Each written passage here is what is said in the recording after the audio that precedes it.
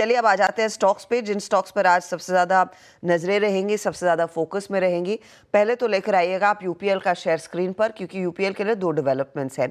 UPL की एक subsidiary है एडवांटा, इसमें करीब 12.5% हिस्सेदारी कंपनी बेचने वाली है $350 मिलियन में। $250 मिलियन यूपीएल बेचेगी एडवांटा में हिस्सा, तो 8.93% का हिस्सा बेचा जाएगा। बाकी $100 मिलियन एडवांटा खुद आगे से रेस कर रहा है। इसमें ध्यान रखिएगा केकेआर की भी हिस्सेदारी है। तो कुल मिलाकर यूपीएल अपनी जो 86% प्लस की हिस्सेदारी है, 86.7% की हिस्सेदारी, वो कुछ ऑफलोड करेगा और उनके पास बच जाएगा करीब 74% का हिस्सा। यही नहीं, यूपीएल एक राइट्स इशू भी लेकर आ रहा है। राइट्स इशू को बोर्ड की अप्रूवल मिल चुकी है, तो कंपनी करीब करीब 3,377 करोड़ तक का राइट्स के जरिए फंड जुटा रही है। 360 रुपए के भाव पर यह राइट्स इशू आएगा। हमने देखा वो स्टॉक इनफैक्ट 546 पर क्लोज हुआ और रिकॉर्ड डेट जो है 26 नवंबर की है, वो आपको जहन में रखनी है। यहाँ पर 8 शेयरों पर एक राइट्स का शेयर मिलेगा। ये अपडेट आया है यूपीएल की तरफ से। दूसरा स्टॉक जो आप रेडार पर रखेंगे, जीएनएफसी। जीएनएफसी के लिए भी एक अपडेट डेवलपमेंट ये है कि इनियोस करके एक यूके की कंपनी है, उसके साथ कंपनी एमओयू कर रही है, एक जेवी में उतर रही है। बेसिकली जेवी एक एसिटिक एसिड यूनिट भारत में लगाया जाएगा। भरूच में 600 किलो टन की क्षमता वाला प्लांट लगाने की यहाँ पर योजना है। 85% ध्यान रखिएगा भारत इंपोर्ट करता है एसिटिक एसिड।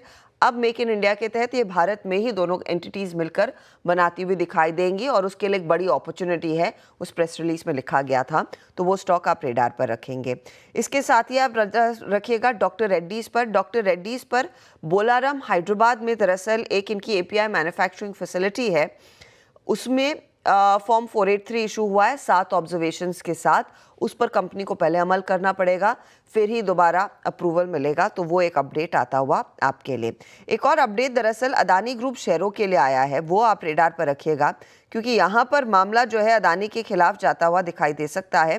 देखते हैं कैसे रिएक्ट करेगा शेयर आज, क्योंकि ये एक सुबह सवेरे रिपोर्ट आई कि अमेरिका की अदालत में ब्राइबरी और फ्रॉड के आरोप कंपनी पर लगे हैं। गौतम अदानी और साथ ही साथ 7 अन्य लोगों पर ये आरोप लगाए गए हैं। सोलर एनर्जी प्रोजेक्ट्स के लिए भारतीय अधिकारियों को घूस के आरोप है। सोलर एनर्जी प्रोजेक्ट्स के लिए 25 करोड़ की रिश्वत का आरोप यहाँ पर इस रिपोर्ट में सजेस्टेड है और अमेरिकी निवेशकों और बैंकों को गलत जानकारी देने का भी आरोप यहाँ पर है। ये फिलहाल आपके लिए एक अपडेट। तो अदानी ग्रुप शेयर और अदानी ग्रीन स्पेसिफिकली आप रेडार पर ज़रूर रखिएगा।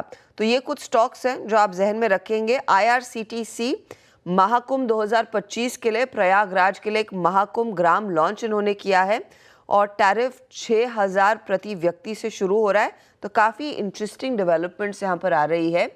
वो जो हम कह रहे थे ना, वो स्पिरिचुअल सर्किट टूरिज्म में बड़े मौके होंगे, उसका फ़ायदा आईआरसीटीसी भुनाता हुआ दिखाई दे।